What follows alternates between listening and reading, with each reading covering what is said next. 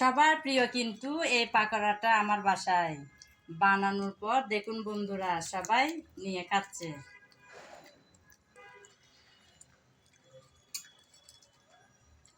এদিকে হচ্ছে আমার শাশুড়ি মারা, সঙ্গে আমার বাচ্চারাও আছে। নমস্কার বন্ধুরা, কেমন আছেন সবাই? আশা করি সবাই ভালো আছেন, সুস্থ আছেন আর নিরাপদে আছেন। আমিও আছি মোটামুটি। প্রতিদিনের মতন আজকেও চলে আসলাম নতুন একটা রেসিপি সঙ্গে নিয়ে। আশা করি আমার সকল বন্ধুরা আমার সঙ্গে থাকবেন।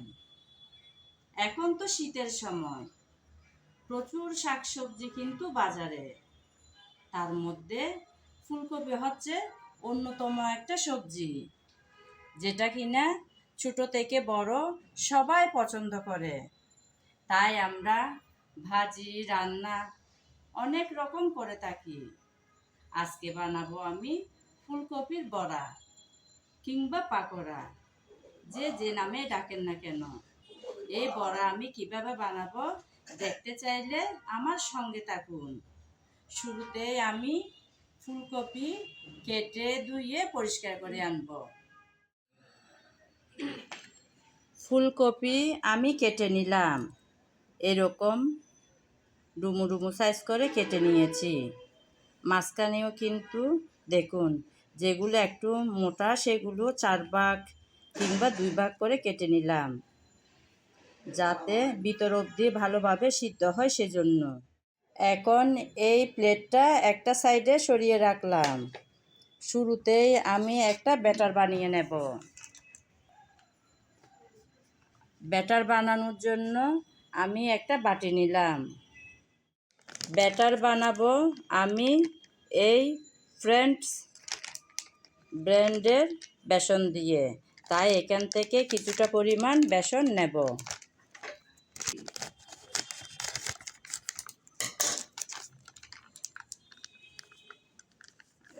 বাটিতে আমি আমার পরিমাণ মতো কিছুটা পরিমাণ বেসন নিলাম।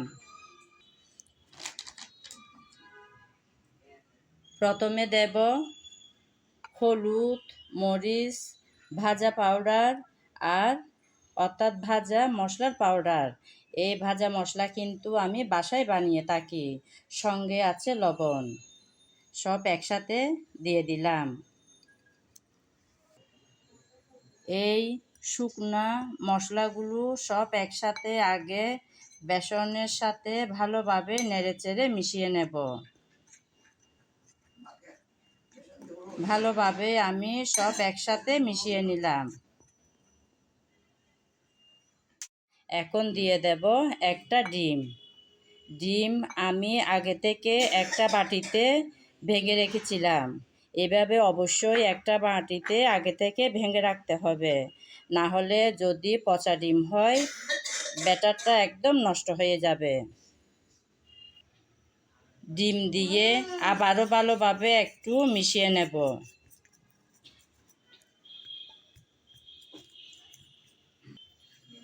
ডিমটা দিয়ে আমি একটু মিশিয়ে নিলাম। এখন অল্প অল্প করে আমি পরিমাণ মতো পানি দিয়ে দেব। একসাথে কিন্তু বেশি দেব না, তাহলে কিন্তু ব্যাটারটা পাতলাও হয়ে যেতে পারে। তাই একটু একটু করে সময় ধরে পানিটা মিশাতে হবে।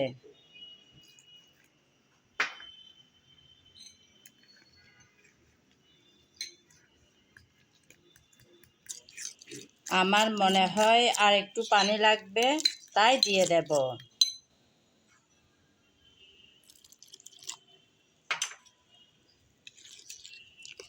আর একটু পানি দিলাম। আবারও ভালোভাবে আমি একটা কাঁটা চামচের সাহায্যে মিশিয়ে নিচ্ছি।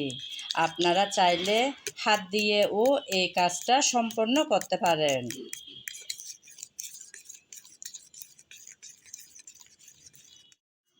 পরপর আমি 2-3 বার পানি দিয়ে ব্যাটারটাকে খুব সুন্দর করে এভাবে রেডি করে নিলাম। এখন কিছুটা পরিমাণ কালো জিরা দেব। কালো জিরাটা আপনাদের যদি ভালো না লাগে তাহলে না দিলেও চলবে, তবে ভালোই লাগে খেতে। আমার ভালো লাগে তাই দিলাম। এখন আবারও মিশিয়ে নেব একসাথে, যাতে কালো জিরা ব্যাটারের প্রত্যেকটা জায়গায় পৌঁছাতে পারে। রেডি হয়ে গেল ব্যাটারটা। এখন ব্যাটারটা এভাবে থাক কিছুক্ষণ। প্রথমে আমি ফুলকপি ভাপিয়ে নেব। ফুলকপি আপনারা চাইলে ভাপও নিতে পারেন, আবার সিদ্ধও করতে পারেন। আমি সিদ্ধ করব, তাই চুলায় আগে থেকে কিছুটা পরিমাণ পানি দিয়েছিলাম। পানিতে ব্লক চলে আসছে, সেই ব্লক আসা পানিতে কিছুটা পরিমাণ হলুদ দিলাম। তারপর দিব লবণ, তাও স্বাদ মতো। এখন দিয়ে দেব ফুলকপি। ফুলকপি দিয়ে আলতো হাতে একটু নেড়েচেড়ে মিশিয়ে দিলাম। এখন হালকা করে ফুলকপিগুলো সিদ্ধ করে নেব, পুরোপুরি কিন্তু সিদ্ধ করব না।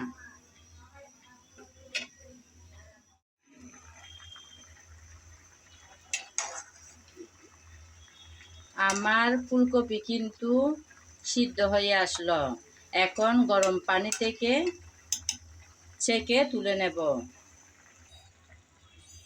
আমি একটা ঝাঁঝরির সাহায্যে গরম পানি থেকে ফুলকপি তুলে নিচ্ছি।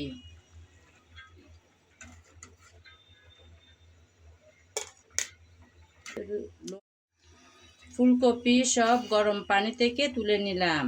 অপেক্ষা করব যাতে একটু ঠান্ডা হয়ে আসে ফুলকপি। ফুলকপি ঠান্ডা হওয়ার জন্য আমি রাখলাম। ঠান্ডা হতে হতে চুলায় ততক্ষণ আমি তেল বসিয়ে দেব। তাই একটা প্যান বসালাম, তাতে পরিমাণ মতো সাদা তেল দিয়ে দিলাম।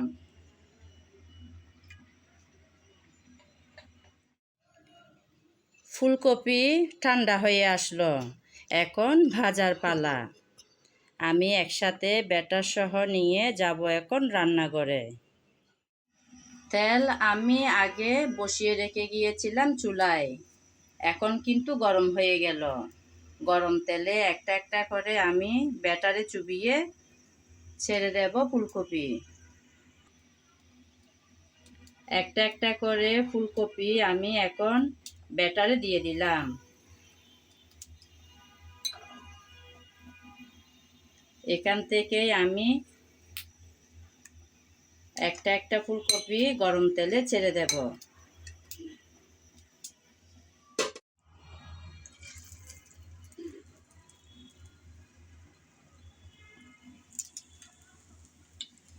আমি শাসলিকের সাহায্যে একটা একটা করে তেলে ছেড়ে দিচ্ছি।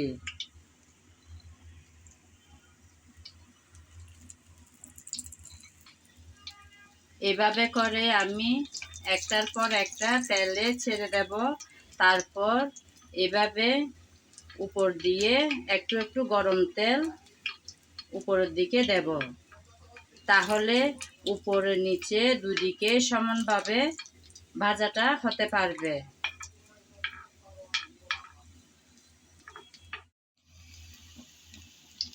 আমি কিন্তু উল্টিয়ে পাল্টিয়ে ভালোভাবে ভেজে নেব। চুলার আগুনটা কিন্তু মাঝারি আঁচে রেখেই এই কাজটা সম্পন্ন করতে হবে। চুলার আগুন বড় হলে কিন্তু তাড়াতাড়ি কালার চলে আসবে, ভিতরের ফুলকপিটা ভালোভাবে সিদ্ধ হবে না। তাই আগুনটা একটু ছোট রেখে আস্তে আস্তে সময় ধরে এই কাজটা করতে হবে। উল্টিয়ে পাল্টিয়ে আমি দুটোটা সাইড ভালোভাবে ভেজে নিলাম। এখন তেল থেকে তুলে নেব। দেখলেন তো বন্ধুরা, কত সহজ একটা রেসিপি, একদম ঘরে থাকা উপকরণ দিয়ে ঝটপট কিন্তু বানিয়ে নেওয়া যায়। হঠাৎ যদি বাচ্চারা বায়না করে কিংবা মেহমান আসলেও সঙ্গে সঙ্গে বানিয়ে নেওয়া যায়। ভালোভাবে তেল আমি জড়িয়ে নিয়েছি। এভাবে করে সবগুলো ফুল আমি সুন্দর করে ভেজে নেব। দেখুন বন্ধুরা, কি সুন্দর ফুলকো ফুলকো একদম গোল গোল হয়েছে। এটা দেখতে যেমন সুন্দর, খেতেও হয় দারুণ। রেডি হয়ে যাওয়া পাকোড়া আপনাদেরকে পরিবেশন করে দেখালাম। দেখুন বন্ধুরা, কি সুন্দর না দেখতে হয়েছে। শীতের এই বিকেল বেলায় 1 কাপ গরম গরম চায়ের সাথে যদি এরকম একটু ভাজা পোড়া থাকে না, চার আড্ডা কিন্তু একদম জমে যাবে, তাই না বন্ধুরা? চাইলে আমরা মাঝে মধ্যে এরকম একটু ভাজা পোড়া খেতেই পারি। যদি এই মজার রেসিপিটা আপনাদের ভালো লেগে থাকে, তাহলে আমার রেসিপিটা ফলো করে একবার ট্রাই করতে পারেন। এতক্ষণ যারা আমার ভিডিও জুড়ে ছিলেন, আমার সঙ্গে ছিলেন, তাদেরকে জানাই অসংখ্য অসংখ্য ভালোবাসা। আগামী ভিডিও দেখার আমন্ত্রণ জানিয়ে আজ এখানেই বিদায় নিলাম। সবাই ভালো থাকবেন, সুস্থ থাকবেন আর নিরাপদে থাকবেন। আজকের চায়ের সাথে থাকবে পাকোড়া। আমি তো পাকোড়া রেডি করে নিয়েছি বন্ধুরা, আপনারা দেখেছেন যারা আমার সঙ্গে ছিলেন। আমার শাশুড়ি মারাও টেবিলে একদম রেডি। এখন খাওয়ার পালা। ওনাদেরকে দিলাম, ওনারা এখন বসে বসে খাবেন। দেখুন বন্ধুরা, দুই যা কি সুন্দর করে বসে আছেন, বাচ্চাদের মতো।